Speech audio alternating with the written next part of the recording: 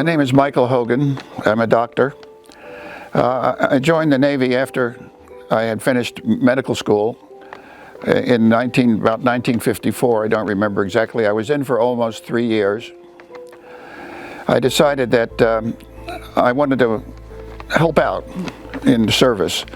So I picked the Navy, and I decided if I could get into Pensacola and become a pilot, I would be very happy about that. So I got into Pensacola under what's called the flight surgeon program. Now the Navy was losing airplanes very rapidly, and these airplanes cost $1 million. The pilot training cost about $500,000. So they decided they wanted to get some doctors, teach them how to fly, and then assign each doctor to a different squadron so that the doctor might possibly pick up problems with some of the pilots. They might not be landing very well. They might not be going on voluntary missions. They might show signs of fatigue. So that was the idea. Place a flight surgeon in a squadron and let him observe the pilots to make sure they were okay, and thereby cut down on the number of pilot caused accidents, which were running at about 60%. I finished training at Pensacola, and I was assigned to Whidbey Island Patrol Squadron. As soon as I arrived, we took off for Japan. And I arrived at Iwakuni in Japan, a Marine air base. And the patrol squadron I was with was assigned to go fly up around Vladivostok and challenge the Russian shore bases to see if we could make them light up so we would know where their radar was. The tour in Japan was about 8 months. After that, I was reassigned to VFAW-3 in Naval Air Station, North Island, San Diego. Now, VFAW-3 is really the story today. The United States Command to protect the United States all over was mostly composed of Air Force squadrons. There was only one Navy squadron that was assigned a job in protecting the United States, and that was VFAW-3 in San Diego. And they were responsible for protecting Southern California.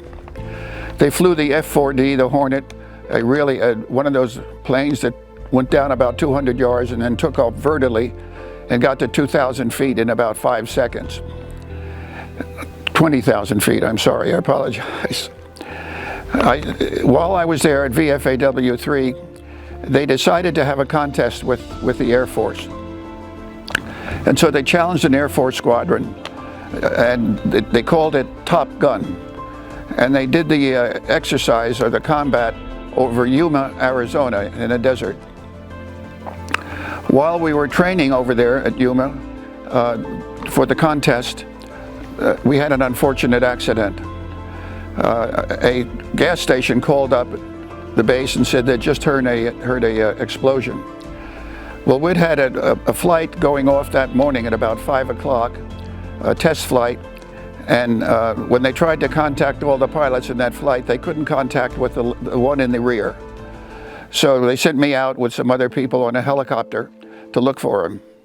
And unfortunately, we found the wreckage, but we didn't know whether he'd ejected or not. So they dropped me off in the desert, and I went around the wreckage, and I thought, no, he's not here. And then all of a sudden, I saw body parts all over the place.